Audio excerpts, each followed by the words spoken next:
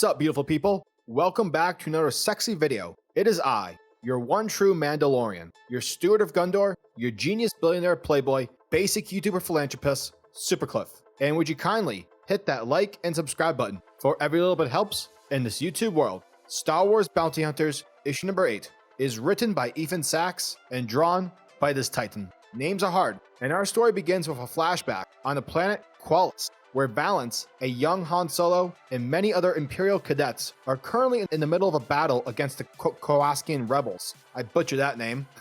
As was depicted in Robbie Thompson's Han Solo Imperial Cadet miniseries. Now sadly, though Valance's flying skills are pretty dope, his TIE fighter is eventually shot down. And to make matters worse, Han Solo and the other cadets leave Valance behind, leaving Valance bitter as he comes to the conclusion that he's always been alone and therefore doesn't need anyone else. Just like how he is in the present day, as we pick up with Valance days after his confrontation with Zuckuss and Forlom at a really shady, unclassy cantina on the planet Norkaga. Oh, and would you look at that? It's everyone's favorite space band, Oh Rat. As Valance makes his way through the dance floor, pushing anyone getting in his way, we soon find out that Valance is meeting up with Syphax, Valance's bondsman from issue 1. Syphax wonders as to why Valance wanted to meet up in this dump of a cantina, but to Valance's credit, the bounty hunter wanted to meet in a place where it was extremely crowded, therefore making it difficult for Zuckuss and Forlom to take out Valance without inflicting civilian casualties. Valance then demands info regarding a high-paying job that Syphax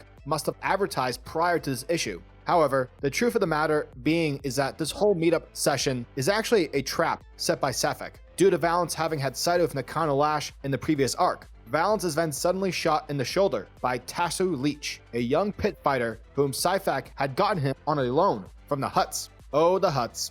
Galaxy's greatest crime cartel. Anyways, the cantina immediately erupts into chaos as a firefight between Valance and this teenage psychopath ensues. But eventually, after many panels featuring badassery, Valance is able to whack the kid across the face, knocking him out of the fight. Syphax starts trying to suck up to Valance, telling the cyborg that it was nothing personal. However, Valance doesn't accept Syphax's bullshit, as the bounty hunter steals his credits. As Valance says, he is a man who hates wasting time, plus the Unbroken clan is searching for his whereabouts. So, money is hard to come by these days. Later on Valance's ship, Chandra, Yora's husband, holograms Valance for an owed favor, since it was Valance's fault that the Imperials were able to locate the rebel base back on Loic. Once Chandra confirms that both Yara and Caladir are doing fine, Chandra gets into it, informing Valance that the Spirit of Jeddah, a Rebel Alliance transport ship, has missed the rendezvous point following the evacuation of Loic. And according to Chandra's intel, the ship is currently drifting in space, all alone within the terminus, which is infamously known to be infested with pirates.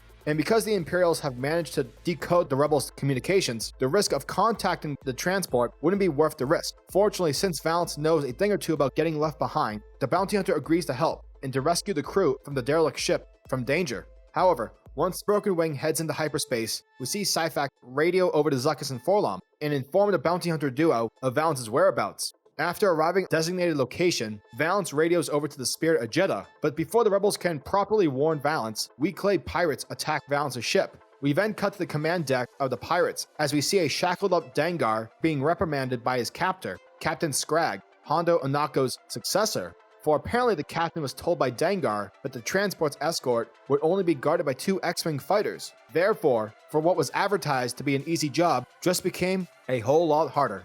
Star Wars Bounty Hunters issue number 8 was a fun issue which continued the story of bounty hunter Valance, who's currently on the run from the majority of the criminal underworld, or in the words of Obi-Wan, scum and villainy. Now, not much happened in this issue, for it was more of a lighthearted detour for a majority of this issue's length, but that's not to say that that's entirely a bad thing. Like I said, this issue was fun, as well as making a lot of connections/mentions across the Star Wars landscape. Having Valance relate Chandra's rescue mission to the event which transpired back in the Han Solo miniseries was a cool nod. Seeing the Mos Eisley Jazz Band brought a warm feeling of nostalgia to my heart. Plus, seeing that the band rivals the band who sang for Jabba in Return of the Jedi was hilarious. The mention of the Mandalorian's fennecshand was dope. Hopefully she gets to appear in the later issues of the series. In addition, the return of Dengar and the weak-clad pirates were also great. And I can't wait to see how that all plays out in issue number 9. Star Wars Bounty Hunters issue 8 gets an 8 out of 10.